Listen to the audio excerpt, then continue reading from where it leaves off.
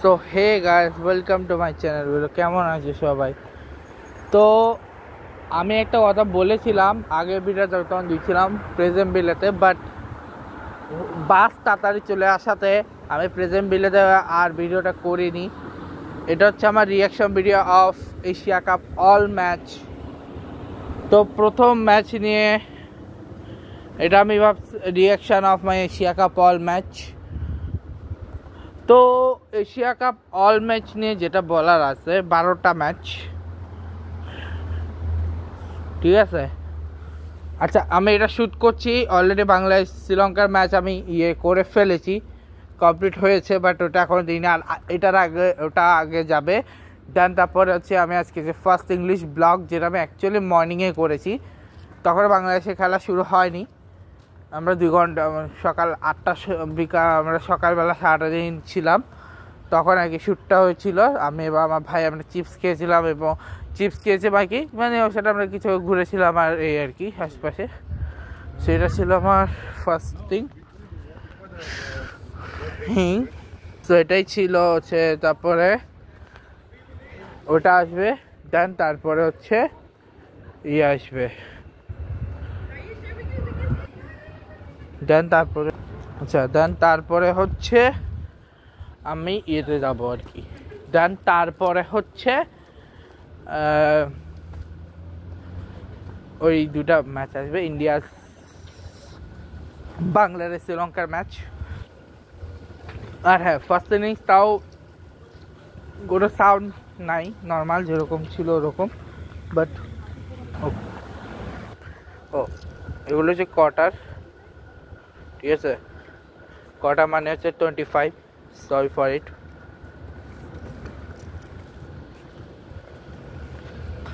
So যেটা হচ্ছে সেটা হচ্ছে, আমি তোমাদের বলে দিই যে সামনে কালকে ইন্ডিয়া পাকিস্তান ম্যাচ আছে। আমার কালকে বাসে যাওয়ার কথা ছিল, বাট প্রবলেম হচ্ছে আমি এখনও লার্ন করছি, এখন আমি ড্রাইভিং লাইসেন্স নিতে সময় লাগবে, because of in terms of আমি এখন রোড টেস্টে আগে আবার যতগুলো ক্লাস দেবো ওই ক্লাসগুলো নিতে হবে, দেন তারপরে ঠিক আছে। তারপরে আস্তে আস্তে নিজের জাত চিনাতে হবে, এই আর কি।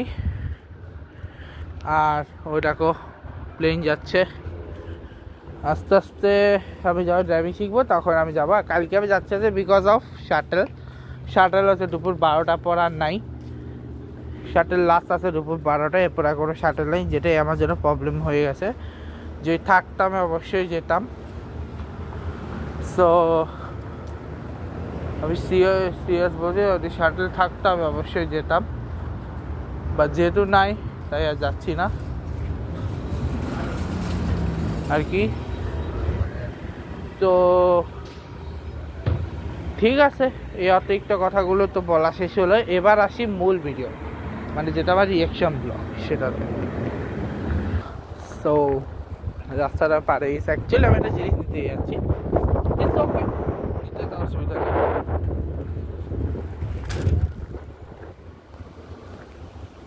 Thank you so much for it. Sorry, thank you কেন বলে দিচ্ছি আগেই। তো প্রথম ম্যাচ আসি আফগানিস্তান হংকং, যে ম্যাচে আমি একটু এক্সপেক্ট করি যে আফগানিস্তান জিতবে, এটা আমি 100% হচ্ছে, এবং ওটাই হয়েছে, আফগানিস্তান জিতছে। সাদেকুল্লাহ আটাল এবং ওমরাজাই অসাধারণ ব্যাটিং করেছে। ওমানের হয়ে বাবার হায়াত অসাধারণ ব্যাটিং করেছে, বাট শেষ পর্যন্ত হেরে গেল তারা। বাবার হায়াত হংকংয়ের জন্য ব্যাটিং করে গেছে এবং অসাধারণ ব্যাটিং করেছে, বাট হেরে গেছে। এবং প্রথম ম্যাচেই খুব বাজেভাবে, প্রথম ম্যাচে তারা 95-এ অল আউট হয়ে গেছে, যত রানই টাকে দিই 95-এ অল আউট হয়ে গেছে আর কি। এরপরে সেকেন্ডলি ওই ম্যাচটা আমার খুবই বোরিং লেগেছে, বাট ঠিকঠাক লাগলো, বোরিং লেগেছে।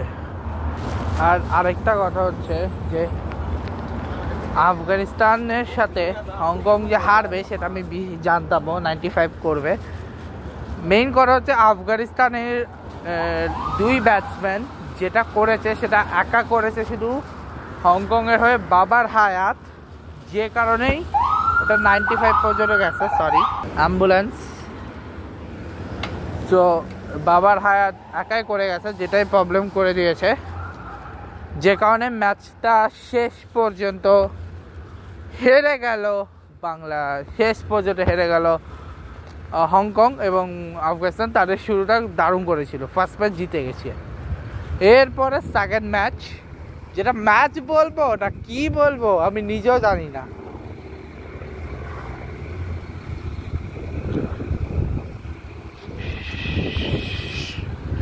যেটাকে বলতে পারি পাকিস্তান ভার্সেস,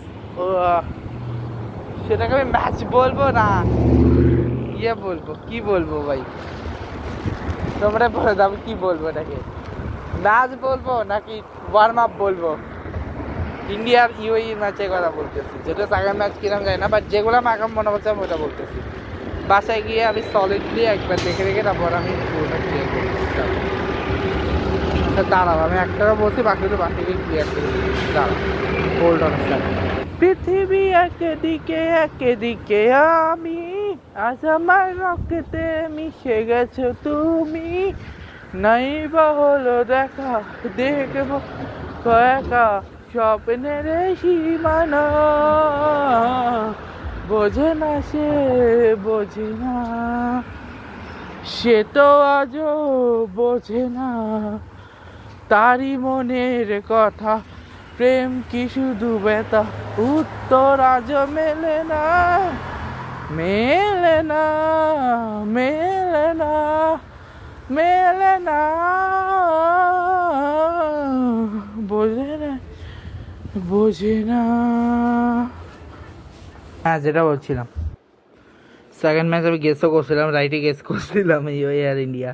এটা ম্যাচ হয়েছে না কি হয়েছে আমি আসলে বুঝতে পারলাম না। ফার্স্ট ম্যাচ তাও ঠিকঠাক ছিল, ফার্স্ট ম্যাচে স্কোর দেখো, ফার্স্ট ম্যাচের স্কোর 95, চেস করার সময় টার্গেট ছিল 188। সো অঙ্ক যেটা হার ছিল, যে কারণে ওরা চেস করতে পারেনি 20 ওভারে, ঠিক আছে। কিন্তু পরের ম্যাচে কী ছিল বুঝলাম না, তার একবার 57 রান, অথচ 47-এর 0 ছিল, তারা 47-এর 0 ছিল, 47-এর 3 ছিল। লাস্ট 10 রানে 7 উইকেট কে হারায়? লাস্ট 10 রানে 7 উইকেট হারিয়েছে ভাই ইউএই।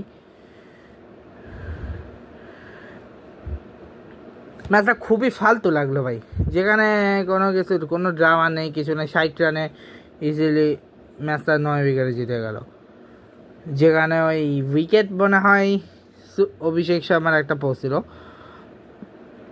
এরপরে ম্যাচটা মোটামুটি হয়েছে হংকং আর বাংলাদেশের, যেখানে হংকং 143 দিয়েছিল, যেখানে কমফোর্টেবলি জিতে গেছে বাংলাদেশ, কমফোর্টেবলভাবে জিতছে। যেখানে লিটন দাস তার 50 কমপ্লিট করছে এবং তার 50তে কিন্তু বাংলাদেশ ম্যাচ জিতছে। আর এই দিন, আচ্ছা, তো আফগানিস্তানের হয়ে সেদিন, আচ্ছা একদম ফার্স্ট ম্যাচটাকে একবার আমি বলি, যে স্কোর কার্ড হিসেবে যেটা আমি বলি, ওরই সবথেকে ভালো গেছে আতাল, 73 রান করছে ও। এরপর নাবি, এরপর হচ্ছে ওমর আজাই 53 রান, আর নবী হচ্ছে 33 করছে, ঠিক আছে। হংকংয়ের হয়ে সবচেয়ে বেশি রান মানে বাবার হার নিয়েছে 39 রান, তারপরে হচ্ছে ক্যাপ্টেন ইয়াসির মোর্তাজা নিয়েছে 16, এসআইকে রানই নেয়নি, ঠিক আছে। এরপরে সেকেন্ড ম্যাচ ইউএইর হয়ে ওদের দুজনের, ওদের ক্যাপ্টেনদের দেখো, ওদের ফার্স্ট দুই ব্যাটসম্যান 22 আর 19, এরপরে ব্যাটসম্যানটা কিচ্ছু করতে পারেনি, মানে আলিশান সারাফু আর মোহাম্মদ ওয়াসিম, এরা দুজনেই করছে রান, বাকিরা মিক্স ম্যাচ করে করছে হচ্ছে 47। আচ্ছা, ওই দিন সব থেকে বেস্ট পারফরমেন্স আসপাতুল ওমর জায়ের ম্যান অফ দ্য ম্যাচে হয়েছে, অবশ্যই হবে, কারণ প্রথমত সে 50 করছে, তারপরে উইকেট পাইছে 2টা, উইকেট পাইছে একটা, 2 ওভারে মাত্র 4 রান দিছে, ইকোনমি রাখো। এরপরে ফারুকি সবচেয়ে বেশি উইকেট ফারুকি দিয়েছে, সেকেন্ড তাও নিয়েছে গুলবাড়ির নাইব 2 উইকেট। আর ওদের সব থেকে বেশি উইকেট নিয়েছে হচ্ছে আয়ুষ শুক্লা 2 উইকেট, কিঞ্চিত শাহ 2 উইকেট। বাট সব থেকে বোরিং আর সব থেকে বাজে ম্যাচ হয়েছে এটা ইউএই আর ইন্ডিয়া। 57 রানে অল আউট হয়ে গেছে ইউএই, 57 রানে, ঠিক আছে। যেখানে 57 রানের মধ্যে আলিসা সারাফু আর মোহাম্মদ ওয়াসিম ছাড়া আর তেমন কেউ ওই কুলদীপ যাদব ধ্বংস করে দিয়েছে ভাই। 2.1 ওভারে 7 রানের 4 উইকেট। সেকেন্ড হচ্ছে শিবম ডুবে 4 রানের 3 উইকেট। এরপরে বারুণ আর বাকিরা এক এক করে। আর ওই দিন অভিষেক শর্মা, শুভমান গিল, অভিষেক শর্মা 30 রান করছিল, 20-7 সূর্য কুমার, এবং একটা মাত্র উইকেট পেয়েছে, সেটা জুনায়েদ সিদ্দিকি, যে অলমোস্ট পাকিস্তানের পুরো ব্যাটিং লাইন খেয়ে দিয়েছিল। যাই হোক, বাট এই ম্যাচটা সব থেকে বোরিং ম্যাচ, খুবই বাজে লেগেছে আমার। এরপরে আসি বাংলাদেশ আর হংকংয়ের ম্যাচ, যে ম্যাচে man of the written Das হয়েছে, যেখানে জিসান আলী শুরুতে 30, এরপরে সব থেকে হাই স্কোর নিজাকত খানে 42, এরপরে জিসান আলী 30, তারপরে ইয়াসিম মুর্তাজা হচ্ছে 28, আর এখানে তাসকিন, তানজিম আর রিশাদ তিনজনে 2-2-2 6 উইকেট তুলছে আর একটা রান আউট হয়েছে। আর এরা হচ্ছে এদের মধ্যে ইমন আর তামিম দুজন স্টার্টিং ভালো করলেও ওই দিন মেইন কাজ করে গেছে লিটন দাস 59 আর তৌহিদ 35। উইকেট নিচ্ছে আতিক ইকবাল 2টা আর আয়ুষ শুক্লা 1টা, এই আর কি।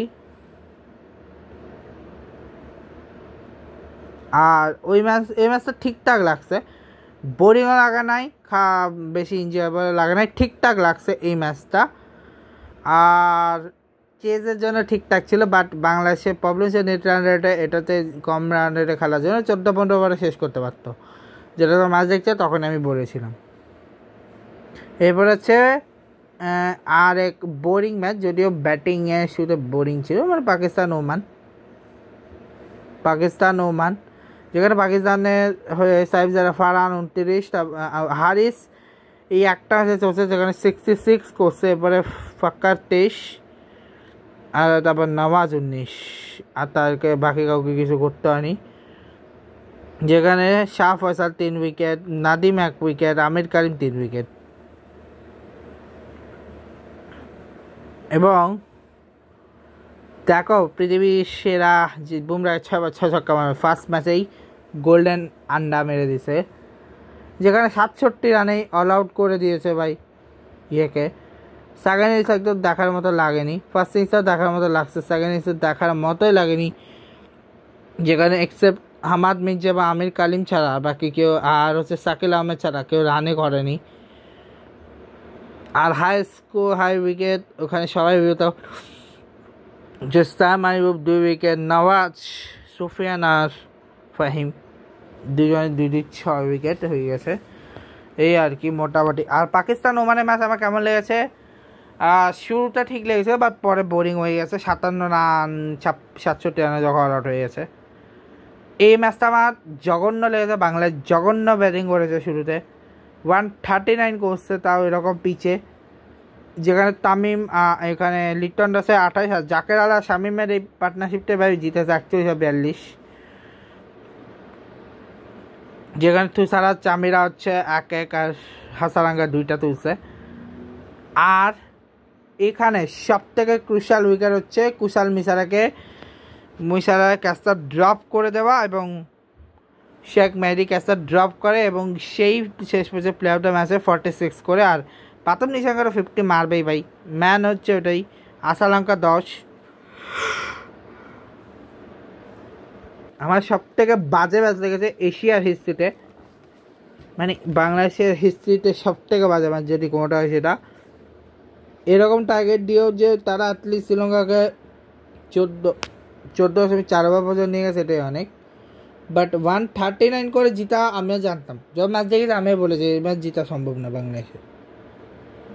এরপরে যে পাকিস্তান আর ইন্ডিয়া, যেটাকে আমি গ্রেটেস্ট রাইভালি ভেবেছিলাম, সেটা একদম ফালতু ওয়ার গেছে, যেখানে সাইফ জারা ফারহান শুরুতে 40 এবং এরপরে গিয়ে শাহিন আফ্রিদি 33 করার কারণে 127 আমার পুঁজি পেয়েছে,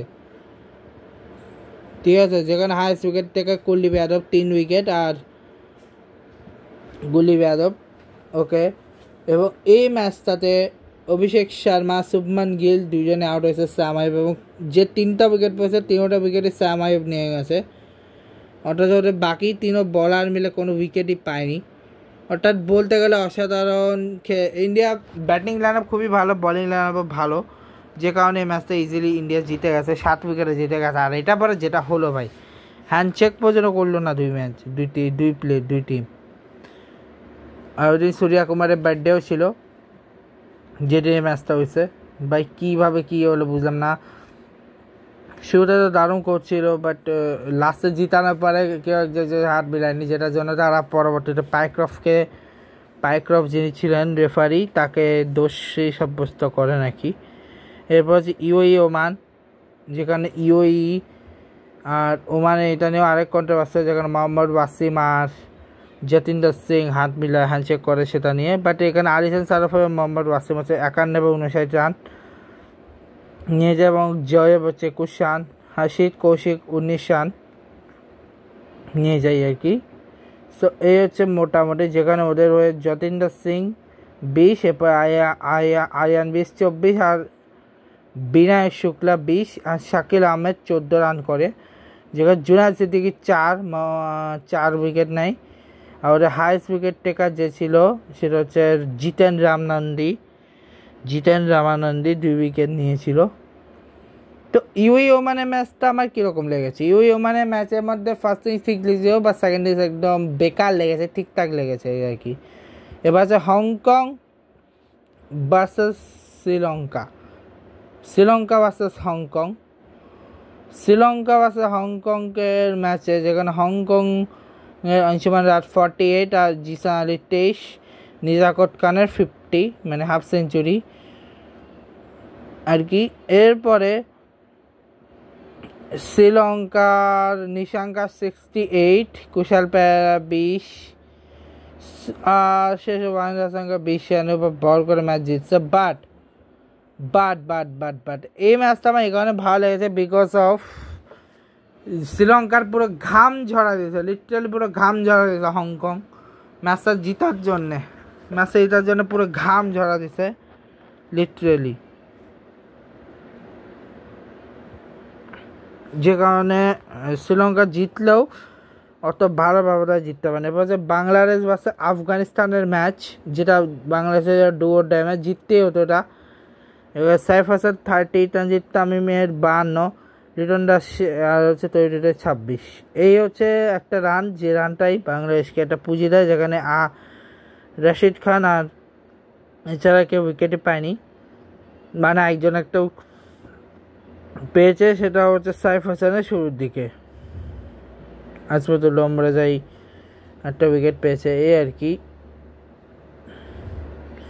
বাট ওদের শুরুতে সারিগুলো আতাল আর ইব্রাহিম জাদানে চলে যাওয়াটা সব থেকে বড় আর ঝামেলা করে। সব থেকে বড় উইকেট ছিল গুরবাজকে যখন রিশাদ আউট করে দেয়, সেটাই সব থেকে বড় টার্নিং পয়েন্ট। আর ওদের মুস্তাফিজুর 28 রান দিয়ে মাত্র তিনটি উইকেট নিয়ে নেন, এবং ওই দিনে actually man of the match Nasim হলেও, বাট আমার কাছে man of the match Mustafizur, because অসাধারণ একটা স্পেল দিয়েছে, অসাধারণ। বাট নাসিম হওয়ার আরেকটা কারণ হচ্ছে, নাসিম দিয়েছে মাত্র 11 রান 4 ওভারে, একটা মেরেছে 2 উইকেট, যে কারণেই সে পেয়েছে। ইটস ওকে, আই লাভ ইট। এবং এই ম্যাচটা জিতে কিন্তু তারা অ্যাটলিস্ট কিন্তু সুপার 4-এর জন্য এক ধাপ এগিয়ে গেছিল। এরপরে আসি পাকিস্তান ভার্সেস ইউএই ম্যাচ, যে ম্যাচটা পাকিস্তান আর ইউএই দুইজন ডু অর ডাই, যেখানে পাকিস্তান শুরুতে ব্যাটিং করে ফাকার জামানের 50, সালমান আলী আগা 20, 29, আর মোহাম্মদ হারিস 18 রানের উপর ভর করে পুঁজি পাচ্ছে 146। সেখান থেকে হচ্ছে জুনায়েদ সিদ্দিকি এখানেও 4 উইকেট, ধ্রুব পাশের 1 উইকেট, আর 3 উইকেট হচ্ছে সিমরনজিৎ সিং, ঠিক আছে। এরপরে 105-এ অল আউট হয়ে গেছিলো এখানে ইউএই, যে আলিসান সারাফ আর মোহাম্মদ ওয়াসিম 12-14, এরপরে রাহুল চোপড়া 35, ধ্রুব পাশে 20। এগুলো করে মোট মাঠ 2, 4, 4, 6, 6, 11, 4, 9 উইকেট নিয়ে নিয়েছি আমি না, সরি, বাংলাদেশ টিম। তো দেখেই তো ওরকম বোঝা যাচ্ছে। যাই হোক, তো পাকিস্তানি ওই ম্যাচ মোটামুটি ঠিকঠাক ছিল, 50-50 বলতে পারি, ঠিকঠাক ছিল। এবার আফগানিস্তান শ্রীলঙ্কা। আচ্ছা, বেস্ট ম্যাচ কিন্তু এর আগে আফগানিস্তান আর বাংলাদেশের ম্যাচ ছিল, ওর থেকে বেস্ট ম্যাচ যেটা ওটা সেটা হচ্ছে এটা। এবং এটা পুরো থ্রিল ছিল ভাই, লাস্ট পর্যন্ত কে জিতবে বোঝা যাচ্ছিল না। যে গুরবাচে আর তাহলে ফ্লাওয়ারটাই মূল কারণ। এবং ইব্রাহিম 24 আর 60 করে এসেছে মোহাম্মদ নাবি। আর এই দিন দুনিত বাইলেগের যে খারাপ লাগছে, বিকজ দুনিত বাইলেগের বাবা এই দিন মারা যায়, আর সাথে হচ্ছে ইবাদত হোসেন চৌধুরী বাবা মারা যায়, ঠিক আছে। সেই দিন হাইস্ট উইকেট থেকে আছে নোয়ান থুসারা, 4 উইকেট নিয়েছেন। বাইলেগে যে আসলে খারাপ লাগে। তো যাই হোক, এরপরে হচ্ছে ওদের হয়ে সবচেয়ে বেশি রান নিয়েছে কুশাল মেন্ডিস 74। এবং এই মেন্ডিসের রানের উপর ভর দিয়ে কিন্তু বাংলাদেশ কোয়ালিফাই করে যায় সুপার 4-এ। থ্যাংক ইউ শ্রীলঙ্কাকে, যদিও রাইভেল, বাট মাঝে মাঝে রাইভেলে কাজে আসে। যদি আমাদের জন্য একটা প্লাস পয়েন্ট হচ্ছে, একটা বড় প্লাস পয়েন্ট কি জানো,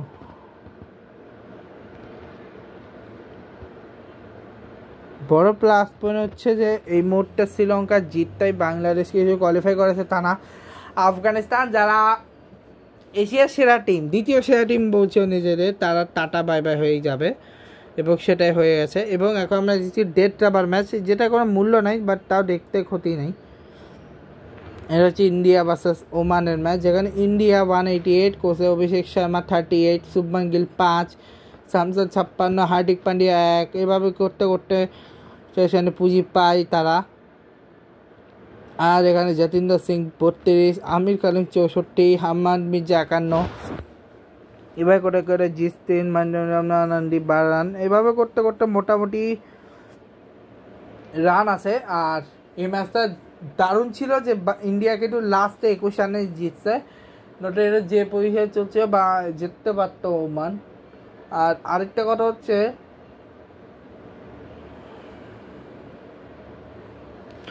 যে সময়, আর আরেকটা কথা হচ্ছে যে ইন্ডিয়ার ওমানের ম্যাচের টসের শুরুতে যেটা হলো যে সূর্য কুমার ভাই ইয়ের নাম আশদীপ সিং এর নাম ভুলে গেছে, এই আর কি। সো এই ছিল মোটামুটি রিয়াকশান। আর ভালো করে রিয়াকশান সবগুলো সেপারেট লাইকটা আমি বানাবো সেপারেট। তো ঠিক আছে, আপাতত এই ব্লগটি শেষ করছি। আর আমি এরপরে শ্রীলঙ্কা বাংলাদেশের যেটা ওটা হলে শুরু হয়েছে, ওটাই শুরু যাবে। তো যাই হোক, ভিডিও ভালো লাগলে লাইক করবে, শেয়ার করবে, সাবস্ক্রাইব করে থাকবে, পাশে থাকা বেল আইকন প্রেস করবে। আজকে মতো চলে গেছে, গুড বাই।